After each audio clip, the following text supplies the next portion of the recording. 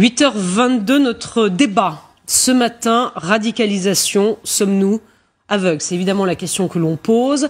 Après ce qu'on a découvert, ce rapport du service dans lequel travaillait le tueur de la préfecture de police de Paris, plusieurs de ses collègues avaient donc signalé qu'il montrait des signes de radicalisation depuis 2015, de manière informelle. Ils n'ont pas voulu signer le document lorsqu'ils ont informé leur supérieur. Donc des signes de radicalisation. Il avait notamment salué les attentats de Charlie Hebdo et des changements de comportement avec les femmes. Évidemment, ça suscite beaucoup de questions ce matin. Thibaut de Montbrial, vous êtes avocat et président du Centre de réflexion sur la sécurité intérieure. Bonjour et merci d'être ici. Bonjour.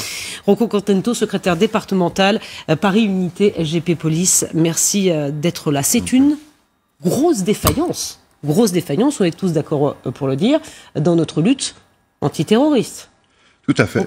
Il y a eu une faille. Le scénario a complètement basculé lorsque le parquet national antiterroriste a été saisi. Et la défaillance terrible majeure, c'est qu'effectivement, lorsqu'on a su, puisque le dossier administratif du collègue était vierge de tout signe de radicalisation. Et ses collègues savaient, Rocco Contento. Alors, le collègue savait. Les collègues ont fait un signalement verbal en 2015, et l'erreur terrible qui a été commise, c'est que ça n'a pas été consigné par écrit, ça n'est pas remonté. Et pourquoi l'officier en charge, leur supérieur, pardon, mais pourquoi lui, sachant effectivement que les collègues signalaient ça, n'a pas pris le dossier en main? C'est une erreur manifeste, visiblement, puisque d'autorité, il aurait dû consigner par écrit et faire remonter à sa hiérarchie.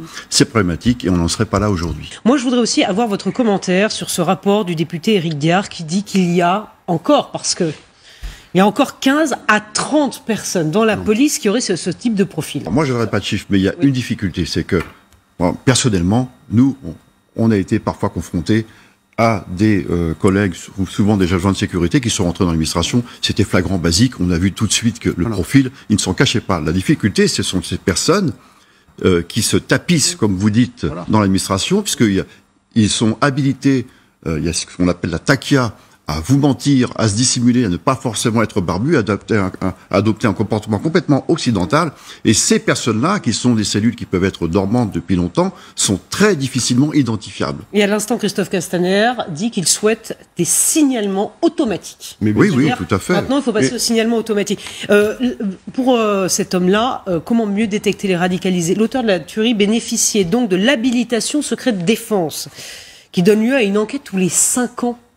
Tout à fait. Mais il peut s'en passer des choses, effectivement, comme le disait Maître de Montbrial, il peut s'en passer des choses. C'est très compliqué de l'avoir au début, mais pour la renouveler, évidemment, les conditions sont moins strictes. Mais ce qu'il faudrait, y compris dans les renouvellements d'habilitation, que ce soit vraiment beaucoup plus strict. Je pense que la commission d'enquête parlementaire va le dénoncer et les choses vont changer à ce niveau-là, à mon avis. Est-ce que vous sentez cette pression? Est-ce que c'est pour ça, selon vous, que les collègues de cet homme n'ont pas voulu signer de papier? Pas de pression, mais effectivement, alors on peut l'analyser de diverses manières. Peut-être que ces collègues-là aimaient bien ce collègue, tout simplement, puisqu'ils travaillent depuis quelques années avec lui, n'ont pas voulu lui causer d'ennui, en se disant, après tout, c'est une boutade.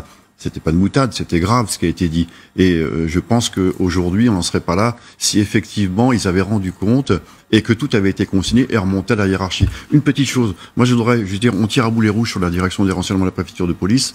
Je voudrais, l'heure aujourd'hui, c'est de la soutenir. Parce qu'elle a été franchement meurtrie avec ces agents qui ont été tués.